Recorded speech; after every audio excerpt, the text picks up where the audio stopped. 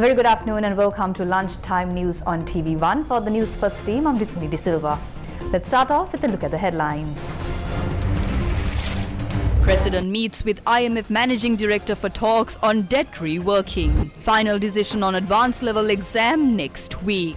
COPE committee not pleased with the non-implementation of the Sri Lanka Tea Board IT system. 12,000 million rupees allocated for fertilizer purchasing in the Maha season. 2 dead in Avisawel shooting.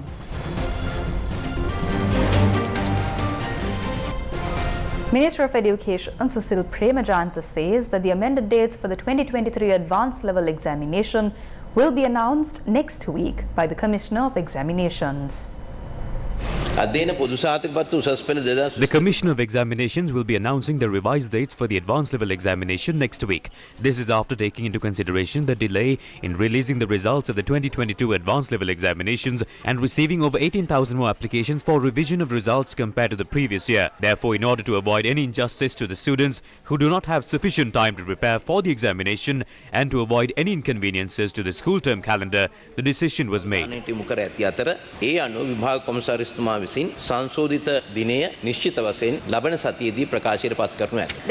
was a delay in releasing of results. Was a reasonable time period given for the students who intend on sitting for the examination for the time to apply for the exam?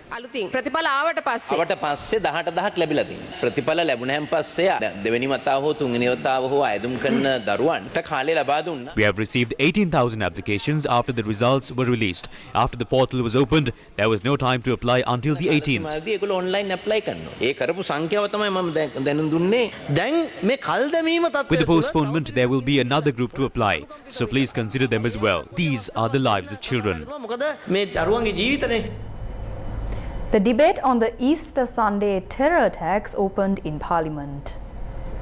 Gotabaya Rajapaksa මැතිතුමා මේ රටේ ජනතාව ඉස්සරහා ප්‍රතිඥාවක් දුන්නා මේ පාස්කු ප්‍රහාරයට සාධාරණයක් කරනවා කියලා. නමුත් අන්තිමේදී අපිට මේ එන සාක්ෂි වලින් පෙනී යන්නේ මේ රජයේ ඇතැම් පාර්ශව මේ පාස්කු ප්‍රහාරයට සම්බන්ධ බවට අද වෙනකොට යම් යම් සාක්ෂි එළියට අවිල්ලා තියෙනවා. ගෝඨාභය රාජපක්ෂ හිටපු ජනාධිපතිතුමා ඒ වගේම මේ රටේ බුද්ධ්‍යංශයේ මේජර් ජෙනරල් සුරේෂ් සලේ ඒ වගේම රාජ්‍ය අමාත්‍ය පිල්ලයන් Gotabaya Rajapaksa pledged to the people that justice will be served over the Easter Sunday terror attacks. However, based on the evidence presented to us, it is evident that certain elements in the government were linked to the Easter Sunday terror attacks. Gotabaya Rajapaksa, the former president, Major General Suresh Saleh from the Intelligence Service, State Minister Pillayan, among others, are facing allegations in this regard. Given the present political atmosphere in the country, if the truth comes out, it would become a problem to certain powerful elements in the government. Therefore, the truth is being kept away to secure power, and these people are using that power to evade prosecution. Gotabaya Rajapaksa questioned the matter of Muslim extremists detonating bombs to make a Sinhala Buddhist leader the president of this country. Zaharan carried out the attacks because of his extremist ideologies. However, the question is that Zaharan was taken care of by ensuring that he was not arrested by the security forces, given proper training to carry out a coordinated attacks with weapons and explosives for him to reach that objective. Although Zaharan's ambition was something else, it was Gotabaya Rajapaksa who became the president via those attacks. Some say that the local government elections were already won before the presidential poll.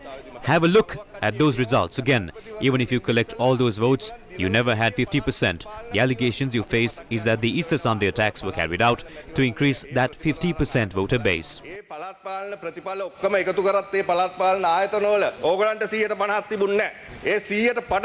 වැඩි කරගන්න තමයි එක අරමුණක් මේ පාස්කු ප්‍රහාරයේ බෝම්බ ප්‍රහාරය එල්ල කරේ කියලා තමයි ඔබතුමාලාට චෝදනා එල්ලලා තියෙන්නේ. நான் ரோஜன் பெரேரா கௌரவ உறுப்பினர் சொல்கிறேன்.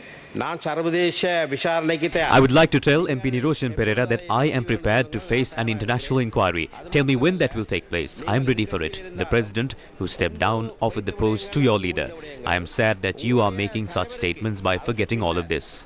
நாட்டிலே பதவி துறந்த ஜனாதிபதியவர்கள் அதிகாரத்தை கொடுப்பதற்கு முன் வந்தார். In other local news, Sri Lanka and the International Monetary Fund have discussed the ongoing debt restructuring initiatives on the sidelines of the United Nations General Assembly in New York. President Ranil Wickremesinghe met with Managing Director of the International Monetary Fund, Kristalina Georgieva, to discuss vital economic matters. During the meeting, Georgieva and President Wickremesinghe delved into the ongoing financial sector reforms and the substantial progress made in debt restructuring initiatives.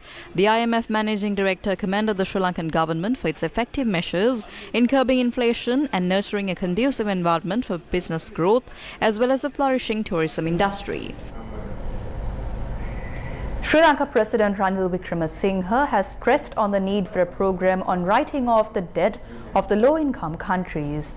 He was speaking at high-level dialogue on financing for development at the United Nations 78th General Assembly in New York. When bankruptcy was declared, all external financial dealings came to a halt. We are heading for a major political crisis again. But thanks to the fact that Sri Lanka had to apply for regraduation and was able to obtain it in a short time, and the gift of fertilizer from the US government, we were able to prevent another political crisis taking place. This year, the projected global GDP is 105 trillion US dollars. Of this, 91 trillion US dollars is the public debt.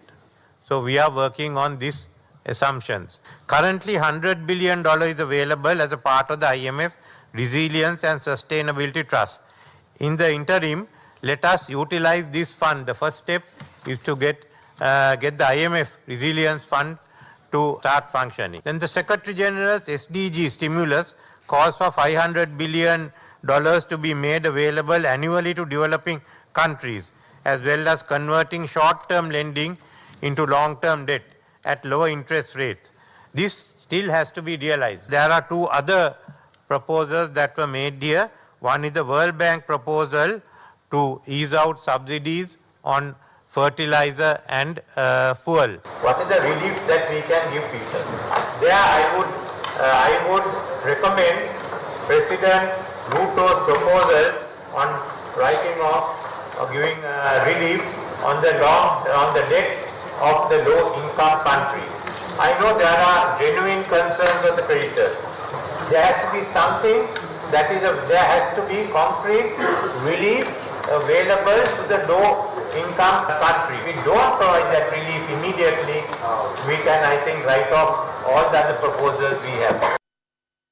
World leaders gathered at the United Nations high-level dialogue on financing for development in New York to present solutions to unlock better financing and tackle the divide that has emerged between developed and developing nations. The managing director of the International Monetary Fund, Kristalina Georgieva, said international support has fallen short against the growing needs.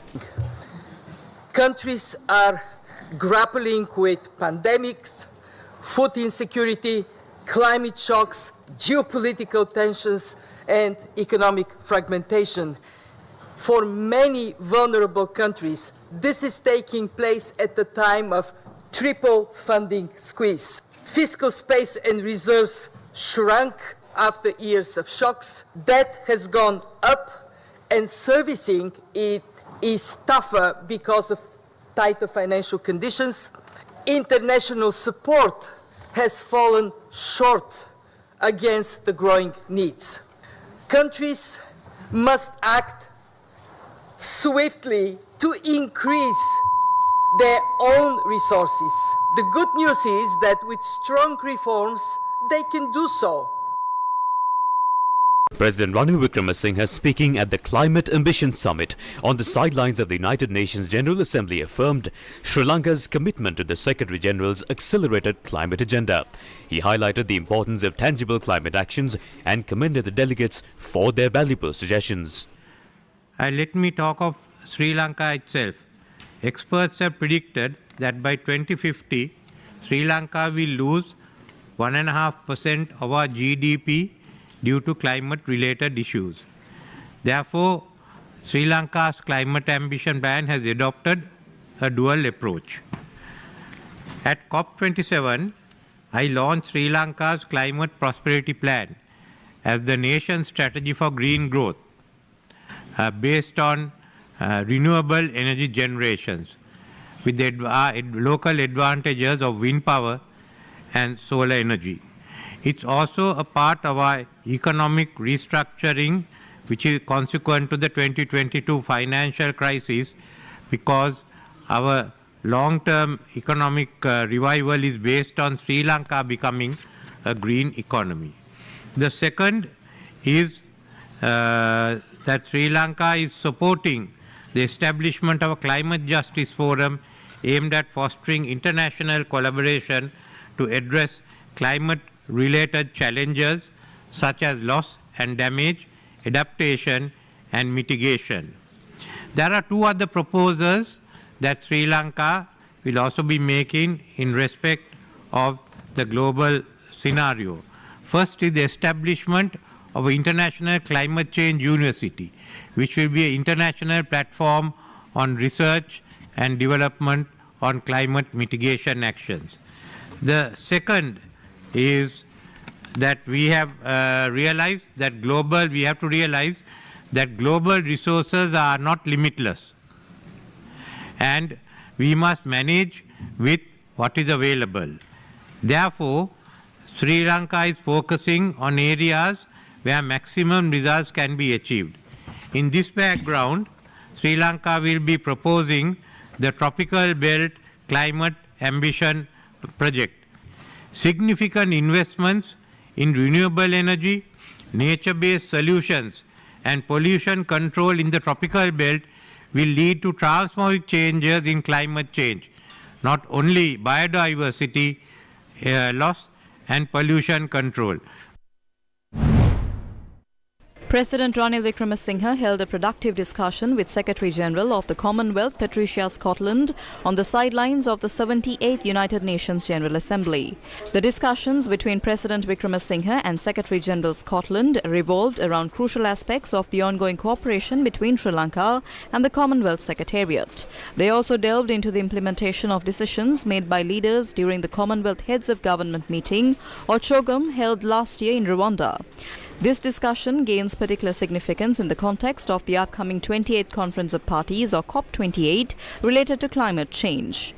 President Wickremesinghe expressed his commitment to taking the lead role in aligning the efforts of the Commonwealth member state in formulating a unified stance on these crucial matters. I raised the issues of the estate community at this meeting. They assured support in resolving these issues. Therefore, the economy and the rights of the estate community and the Tamil community can be protected. I believe we will see a major change in the future. There was a discussion in Parliament regarding the delegation that attended the UN General Assembly session with the President. There is a shortage of medicine and medical equipment in the country. Surgeries and operations are not being done.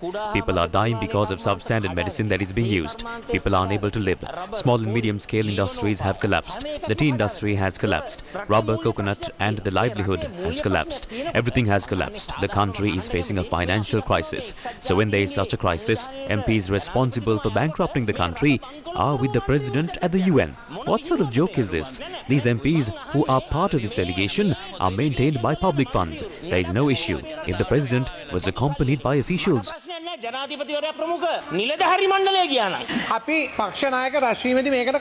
the party leaders meeting, we reached a decision to debate the Easter Sunday attacks. Whenever you raise concerns over the financial crisis, we are given an opportunity to debate it. So when you speak on separate issues, we cannot follow the agenda. I would like to direct your attention to follow this agenda. You can express those comments during your speech.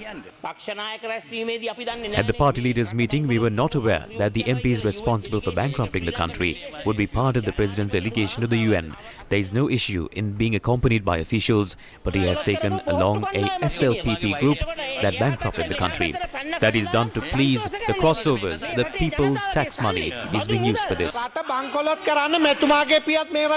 His father was also a president and was instrumental in bankrupting this country. He also served as a minister in government. The SLPP was created recently. He should be held more responsible for this. So he is saying that talking about this is madness. So speaking about MPs who bankrupted the country heading to the UN is madness. You can go to the UN separately when you become the President. In another headline-making story, Sri Lanka police said that the assassination of two men in Guru Paskuda Ihalatalduwa in Avisawella was orchestrated by an underworld gangster identified as Manna Ramesh. Police spokesperson SSP Nihaltalduwa told News First that Manna Ramesh had already fled the country.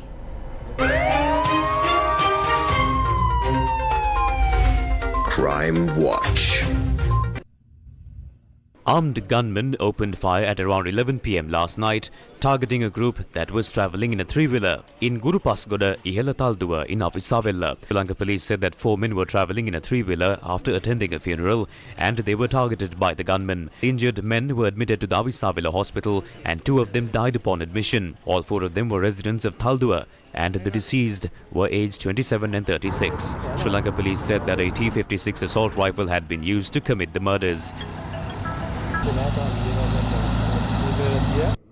It is reported that one of the men who was travelling the three-wheeler had seriously injured an elder sibling of the underworld gangster identified as Manna Ramesh with sharp weapons. Sri Lanka police suspect that the shooting may be a result of a dispute that had broken out between the underworld gangster Manna Ramesh and the other party based on the previous incident. Sri Lanka police said that another person who was injured is a suspect in the assault of a businessman in Ratnapura several years. Police investigation is underway to locate and arrest the criminals responsible for the crime.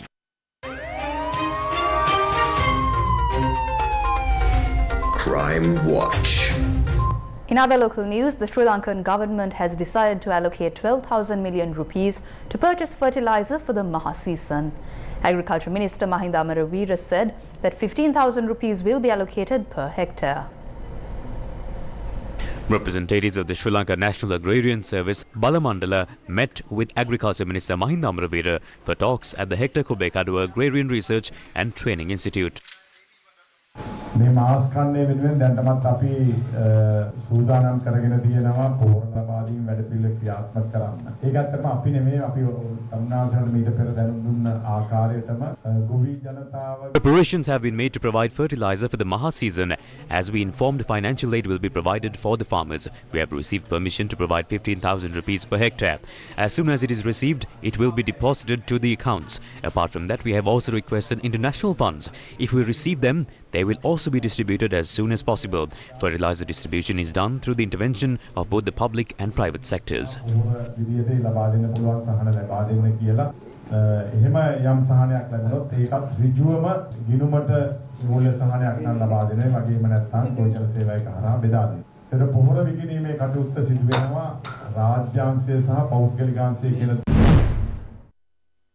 Vegetable farmers in Eriagama, Habarana and Hinguraggoda in the Polonnaru district are inconvenienced due to the lack of a proper price for their produce. State Minister Indika Anuruddha elaborated on the restructuring of the Ceylon Electricity Board during a press conference held at the Presidential Media Centre. විදුලි මණ්ඩලයේ වෘත්තීය සමිති චෝදනාවක් කරනවා විදුලි මණ්ඩලයේ කොටස් 14කට කඩලා පෞද්ගලික විකුණන හදනවා කියලා. ඔය කොටස් 13ද 14ද 4ද 5ද කියන එක නෙවෙයි. ඇත්තටම එහි තියෙන්නේ It is not whether it is 13, 14, 4 or 5 parts. Instead of having the power generation, transmission and distribution under one responsible person, we plan on dividing the responsibilities to manage the massive costs. We are targeting that in the restructuring process. It is still being discussed and drafted. මෙන්න මේවා ඉලක්ක කරගෙන තමයි මේ ප්‍රතිව්‍යුහගත සැලැස්ම දැනට ක්‍රියාත්මක වෙලා සාකච්ඡා වෙලා යන්නේ දැනට කෙටුම්පත් කරමින් තමයි තාම තියෙන්නේ. දැන් වර්තමානයේ විදුලි බල මණ්ඩලය ඇමතුමාම කිව්වනේ වර්තමානයේ දැන් පාඩුවක් විඳින්නේ නැහැ දැන් ඒක බැලන්ස් වෙලා යනවා දැන් ලාභයක් ලබනවායි කියලා. දැන් එතකොට ඒ තත්ත්වය තුළ නැවත ප්‍රතිව්‍යුහගත කිරීමකට යන්නේ ඇයිද කියන ප්‍රශ්නේ තමයි ජනතාවට තිබෙන්නේ. නෑ මං හිතන්නේ ඇමතිතුමා ලාභයක් ලබනවා කියන එක I don't believe that the minister said it is making profits. We have provided a certain percentage to the Public Utilities Commission. If we reach this percentage, we can balance the profit and loss. This means we can balance the expenses and income, but we still haven't received it so far.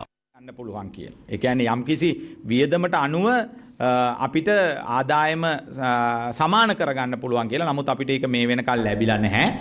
In another headline-making story, during the COPE meeting held on Tuesday, it was revealed that although 2.3 billion rupees were spent for propaganda activities of the Sri Lanka Transport Board, the propaganda activities were not done in a productive manner.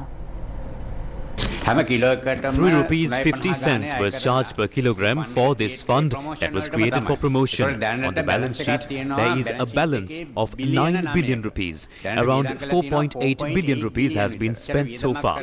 What is the outcome? It was based on the vision of the subject minister at the time that we decided to spend a large sum for propaganda. That is how we are determined to pay 3 rupees and 50 cents in addition to the cess tax. That is not an issue. We want to know how the Sri Lankan tea market grew after spending so much for propaganda, to look at the return of investment.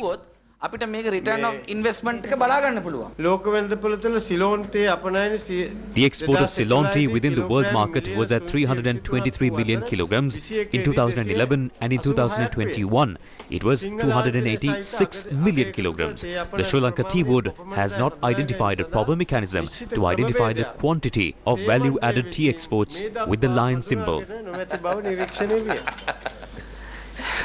There is another fact that you are not revealing. We went to Rwanda with the speaker last year. Only 10% of our production is done there. We have not received a ROI after promoting Sri Lankan tea. So how is that justified?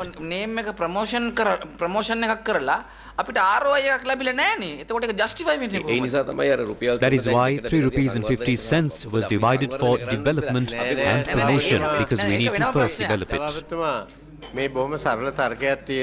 This is simple logic. We spent 4.6 billion rupees. We have not been able to capture the market.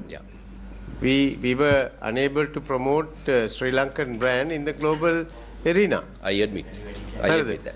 Despite what you say, there has been no significant value addition either. Present a strategy within 3 months of the results of every cent you spend. Do you agree with what your director said about the commercial you spent $1.4 million US on? $1 million වියදම් හදපු advertisement එක ගැන ඔබතුමාගේ අධ්‍යක්ෂකතුමේ කියපු කතාව ඔබතුමා එකඟද? සභාපතිතුමා දැන් මම යෝජනා කරනවා මෙතන There has been a massive wastage of funds here. I request that we take steps to investigate this. Meanwhile, it is also revealed that although 7 years have passed, the IT system of the Sri Lanka Tea Board has not been installed. It is difficult to check a lot of things. That's why we wanted to computerize this. This project was budgeted at 220 million rupees. The management changed and it did not happen. We handed the project to a private company and they started on it. Then we tried to join with ICT to have them as consultants.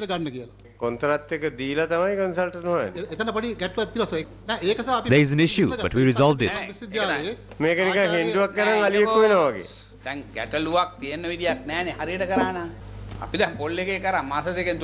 The structure of ICT also changed, and in the end they said they can't do it.